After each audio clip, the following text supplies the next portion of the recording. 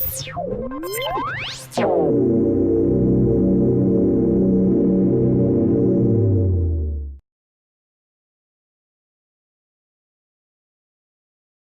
apical surfaces of polarized epithelia are covered with short, actin-rich membrane protrusions called microvilli. But, according to Roland Wedlich-Söldner from the University of Münster in Germany, it's unclear what happens to these structures when epithelial cells lose their contacts with neighbouring cells during development or pathological processes such as wound healing or cancer metastasis. People were always interested in what's happening on the basal side, how they interact with the matrix, how they interact with each other in the junctions. But what's happening on top was not really looked at all. And our entry into the field was initially simply to test an actin marker that we developed in LifeAct.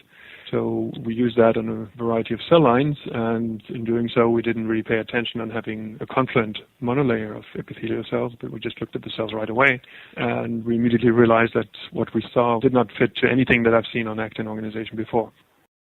Wedlich-Söldner and colleagues, led by graduate students Christoph Klingner and Anoop Cherian, found that, in contrast to the short, perpendicularly oriented microvilli assembled by confluent epithelial monolayers, non-confluent cells formed larger microvilli that often ran parallel to the apical plasma membrane.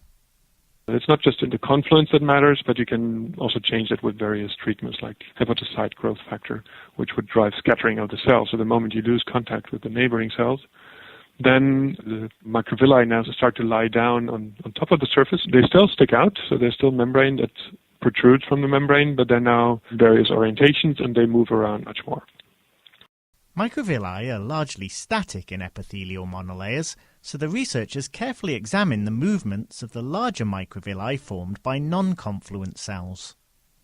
We first of all saw that a lot of movement, and very complicated movement. We saw whole microvilli moving sideways, basically, not extending or shrinking as you would expect for an actin structure, but just the whole thing moving, also fusing and separating into individual bits. So that was initially hard to quantify. But once we started to really analyze the collective movement, we realized that there's really a coordination along certain distances and timescales. And that also led then to this molecular mechanism that myosin was driving this whole rearrangement. So if you block myosin using the specific myosin 2 inhibitor, blebistatin, the movement is basically completely abolished. Wedlich-Söldner and colleagues therefore examined the apical organization of myosin 2.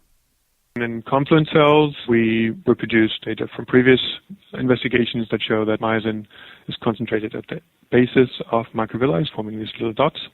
And in non-confluent cells, that was, I think, the biggest surprise of the whole study, is that myosin formed continuous network in 2D covering the whole surface of the cell. So the change in myosin organization was far more drastic than what we found for the microvilli. The real big difference, I would say, between the two states was the myosin organization. The apical myosin network in non-confluent cells showed dynamic fluctuations that correlated with the movements of the microvilli.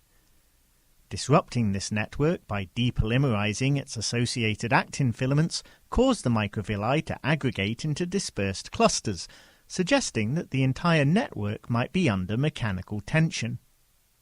And the way we tested that were twofold. So in one case, we simply used a focused laser beam to cut through parts of this myosin meshwork.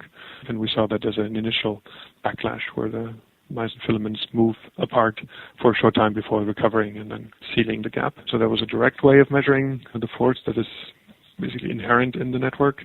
And the difference is to simply remove partially the actin that is overlapping with the myosin, so you can unbalance the forces. So what we found then is the movement was exaggerated, that you suddenly get movement across the whole cell or the whole cortex of pieces of this meshwork that are still retained. These two pieces of evidence really demonstrated the forces of the tension in the network. The researchers then investigated how this network and its ability to control the movements of apical microvilli would affect the localization and mobility of apical membrane proteins. So we looked at two different sets of receptors, the integrins that are basically binding to extracellular matrix molecules like collagen, and the EGF receptor that binds to epidermal growth factor, EGF. And in both cases, we found that localization of the receptor and indirectly also of the ligand was driven by the actomyosin meshwork that we found on the cell cortex. but in different manners. So it could either be directly attached to this actin, and myosin drives the meshwork movement, and the receptor would simply follow that. Or what we found is also for simple beads that we added to the outside, you could find that they're geometrically constrained by these valleys and peaks of the microvilli that make up the topological surface. So there's a very irregular surface of the cell, and you can simply trap things in between, and they would just be moved along with the whole movement of the cell. These effects on receptor ligand mobility would likely influence the signals received by non-confluent epithelial cells as they undergo developmental or pathological processes. And this apical actomyosin network is also likely to affect the mechanical properties of cells detaching from an epithelial monolayer.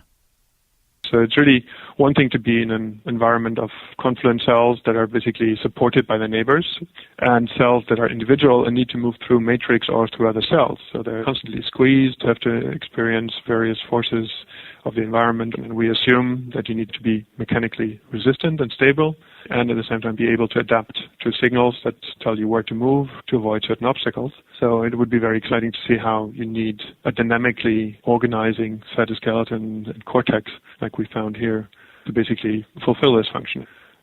For now, though, you can learn more about how isotropic actomyosin dynamics promote organization of the apical cell cortex in epithelial cells in the paper by Klingner and Cherian et al., published in the October 13th, 2014 issue of the Journal of Cell Biology.